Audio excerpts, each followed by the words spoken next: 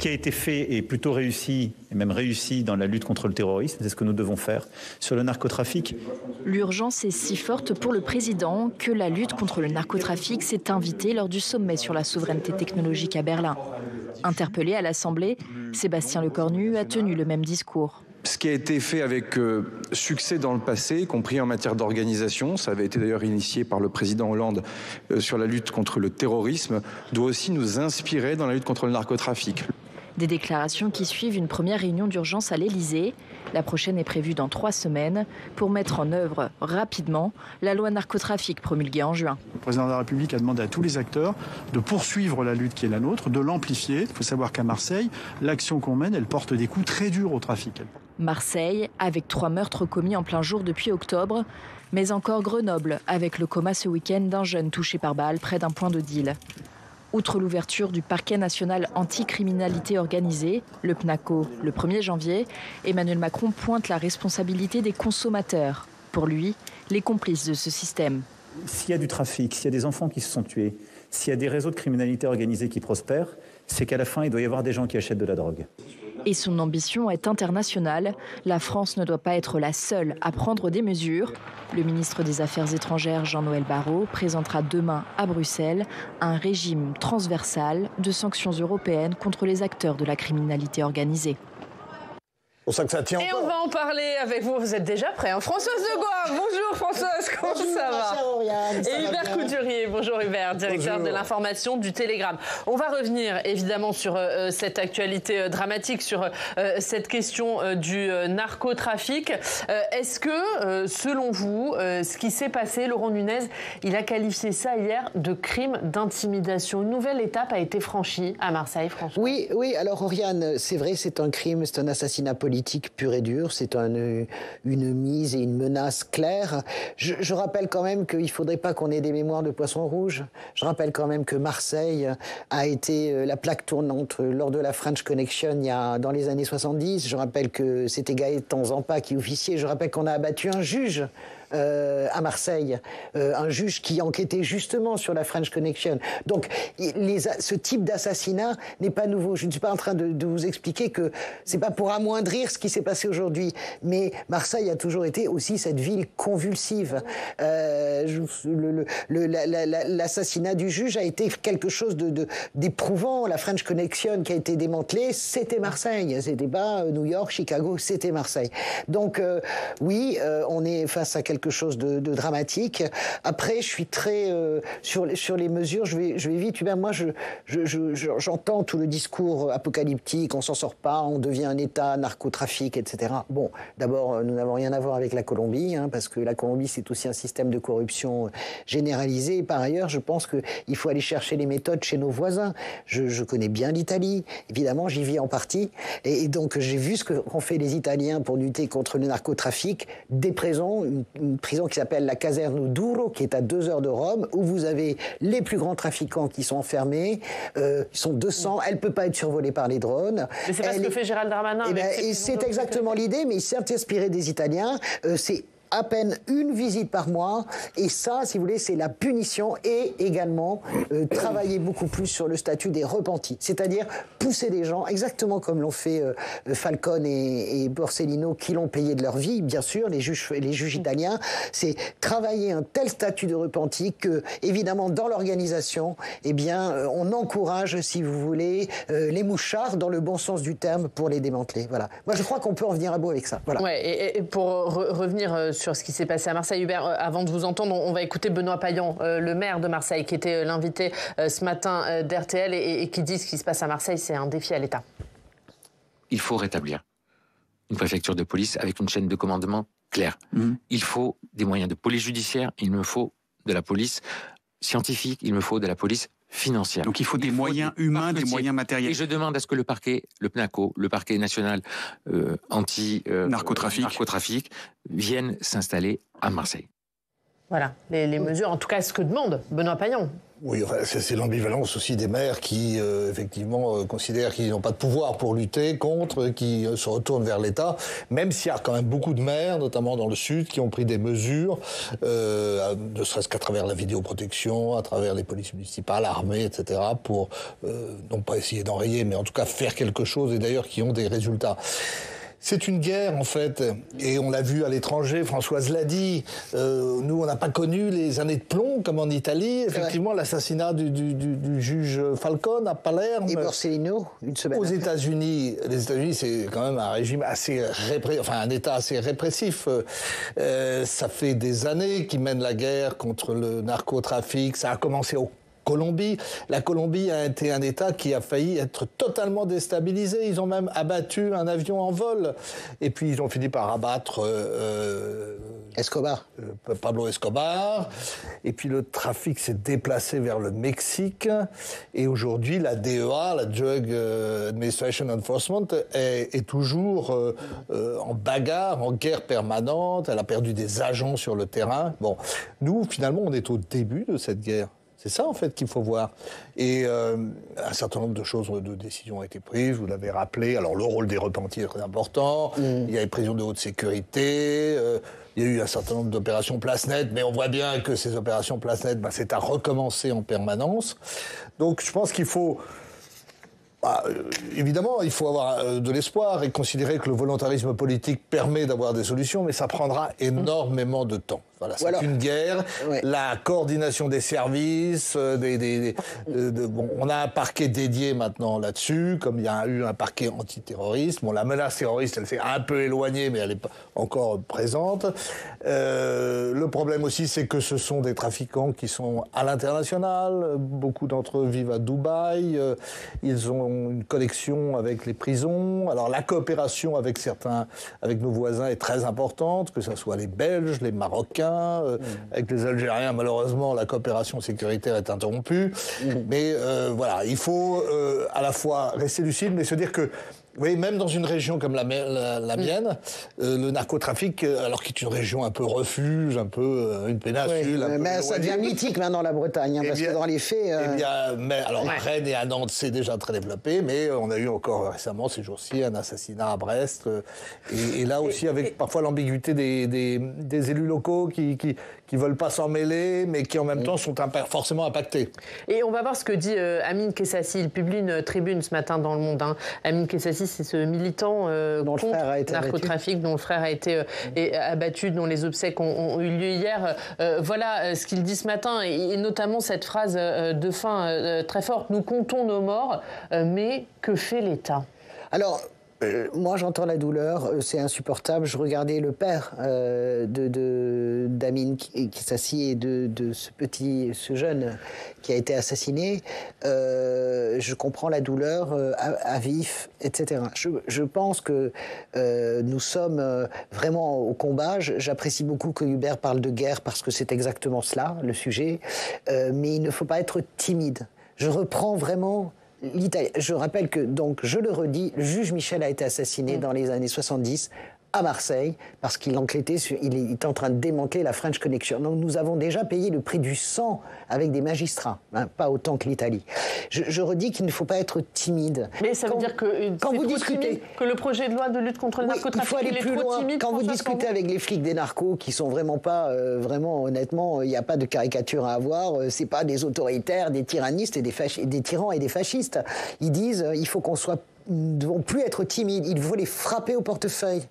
Ce qui est assez intéressant, il y a une complémentarité aujourd'hui sur le plan politique. C'est une cause sacrée d'union nationale. Même la France insoumise tient ce discours. Hubert, je veux terminer parce que c'est très important sur le concret. Quand vous vous promenez dans les rues de Rome, de temps en temps, vous voyez passer une Lamborghini avec marqué Polizia Finanza dessus. Qu'est-ce que c'est cette Lamborghini ? Elle a été saisie aux mafieux. Les maisons sont saisies, l'argent est saisi, et en plus de ça, c'est reversé aux effectifs de la police, par exemple. Voilà. Donc, en ce qui concerne, par exemple, les bagnoles ultra puissantes pour lutter contre les go-fast. Donc, nous devons aussi le parquet narco, c'est formidable. Il faut les frapper là où ça leur fait mal. Il faut les frapper au portefeuille. quand on les attrape, les Italiens ont attrapé le chef de Cosa Nostra qui était en cavale depuis 30 ans, il y a quelques semaines, eh bien, il est au trou, mais il est au trou dans cette prison où il ne peut plus parler à personne. Donc, il faut vraiment frapper durement. Et puisque vous parliez de Concorde nationale, Hubert, on va écouter ce qu'en dit Bruno Retailleau, qui était le ministre de l'Intérieur au moment du vote de cette loi contre le narcotrafic. Bruno Retailleau qui était ce matin sur CNews. Le renseignement, c'est capital contre ces grandes organisations criminelles. Or, le renseignement, comment l'obtient-on ? On l'obtient par des moyens humains, mais technologiques. Aujourd'hui, les écoutes de grand-papa, vous savez, vous téléphonez sur votre téléphone portable et la police, la gendarmerie vous écoute. Ça ne marche plus. Pourquoi ? Parce que ces organisations ont muté sur des messageries cryptées. Et on peut capter aujourd'hui ces messages sans pour autant enfreindre la règle sacro-sainte, bien entendu, de la confidentialité de ces échanges privés. Le Rassemblement national a voté contre. Bon voilà, il pointe l'attitude du Rassemblement national, Bruno Retailleau. Il pointe, le retard par rapport à l'avancée technologique des narcotrafiquants, et deuxièmement, les votes du Rassemblement national. Il y a parfois des postures tactiques chez le Rassemblement national qui sont un peu difficiles à suivre. Pas que chez eux. On en parlera sur la fiscalité, mais c'est vrai que le renseignement est très important, et on a actuellement un trou dans la raquette avec les renseignements, la sécurité militaire algérienne, puisque on sort d'une crise majeure. Une des raisons d'ailleurs, à mon avis, pour lesquelles le président de la République, après avoir demandé une certaine fermeté à François Bayrou, a rétro-pédalé et finalement désavoué Bruno Retailleau, c'est aussi ça, c'est la préoccupation sécuritaire. Sans même parler du fait qu'on a soupçonné les Algériens à une certaine époque d'avoir organisé des attentats à Paris en 95, notamment au métro Saint-Michel. Il y a le fait qu'on est dépendant d'eux pour du renseignement, parce qu'ils sont très implantés en France, ils ont des réseaux, etc. Alors, ça marche bien avec le Maroc parce que on a reconnu la marocanité du Sahara occidental, mais il faut qu'on ait une espèce de vision à 360 sur le Maghreb, sans omettre personne. Dernier sujet que je voudrais aborder avec vous sur ce thème. Emmanuel Macron, il a dit hier qu'acheter de la cocaïne ou du cannabis, c'était de fait être complice. Est-ce que ça veut dire qu'il y a une responsabilité des consommateurs ? Est-ce qu'il faut sanctionner plus durement les consommateurs ? Moi, vraiment, excusez-moi, mais j'entends ce qu'ils disent. Dupond-Moretti avait dit cela aussi, je crois, avec des mots assez violent, on fume, c'est du sang que vous fumez, etc. Ou je ne sais plus, un truc dans ce registre-là. Personnellement, je ne consomme pas, même un demi-joint, ça me rend malade. Mais je veux dire, je vois tout à fait quand... Non, mais vraiment, Hubert a raison quand il dit que dans le moindre village et dans le moindre, comment dirais-je, maintenant dans la moindre campagne, tous les maires vous le disent, en fait. La cocaïne, si vous voulez, ça circule maintenant comme les bonbons Haribo. Enfin, oui, je veux dire, il faut sanctionner ou pas ? Avec la fausse...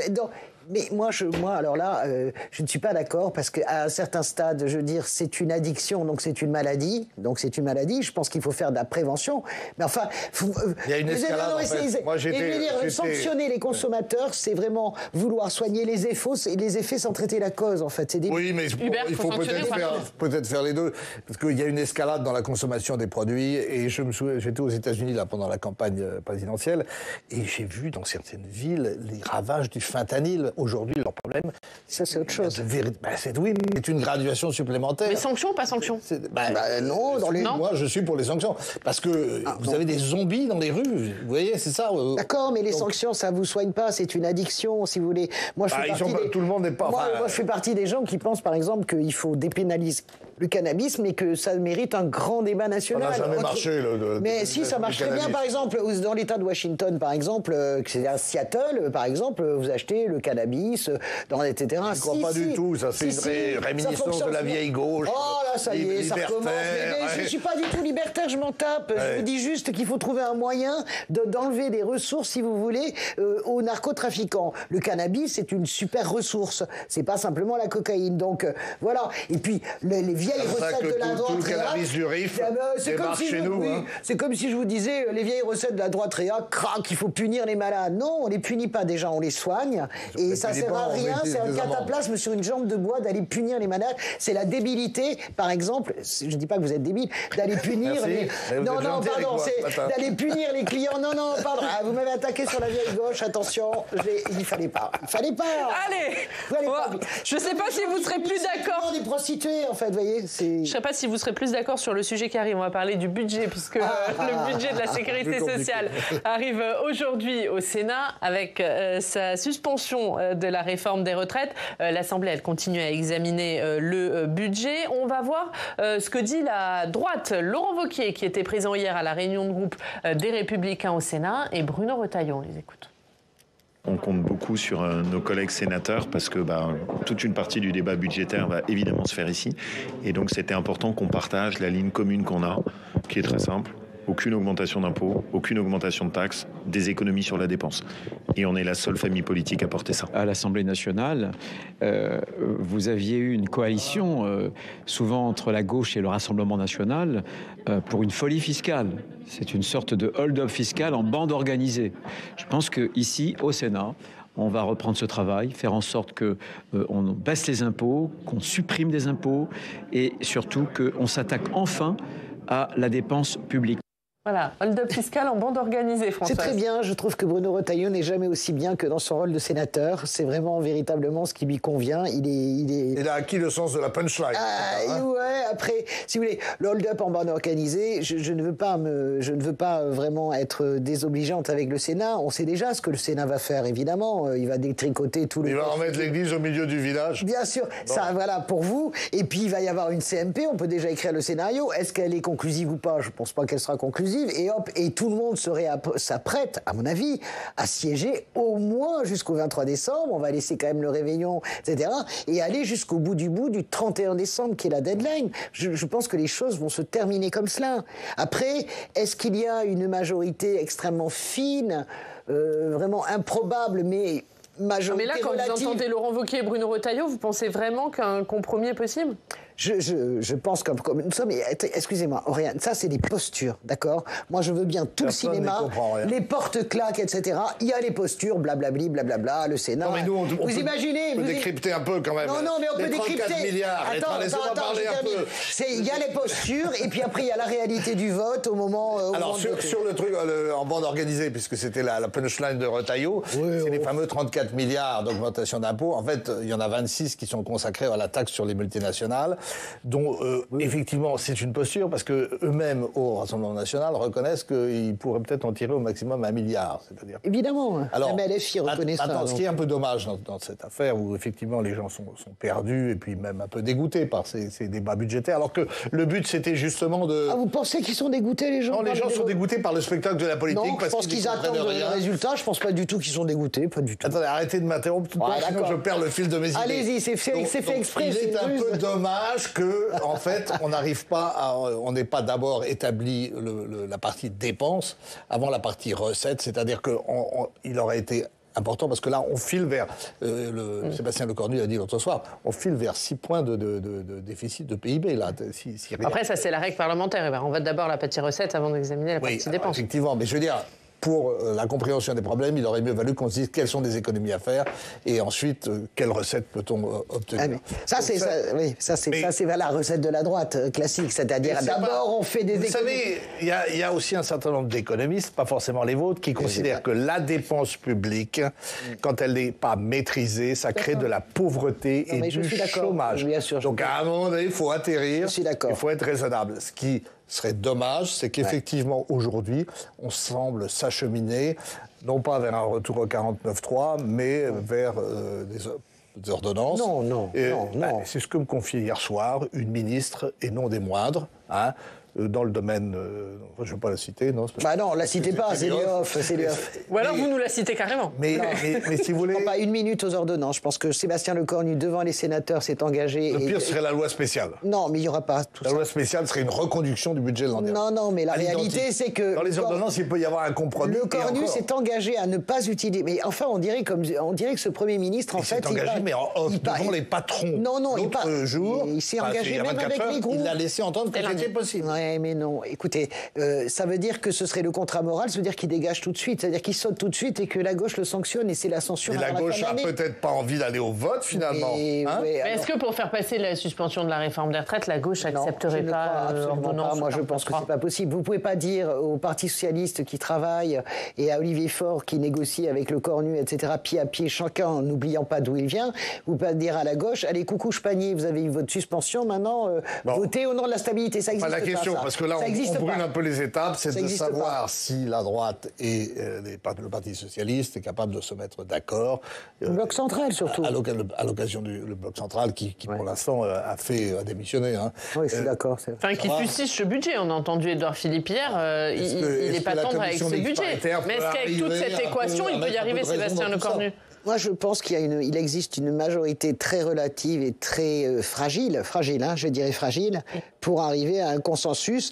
Qu'est-ce qu'on cherche? C'est quoi le consensus? Le consensus pour que ce budget passe serait en gros que le bloc central vote pour. On peut faire les comptes. Hein. Les contre, c'est 212. Ok, on les connaît tous. C'est LFI et le RN direct 212. Ok.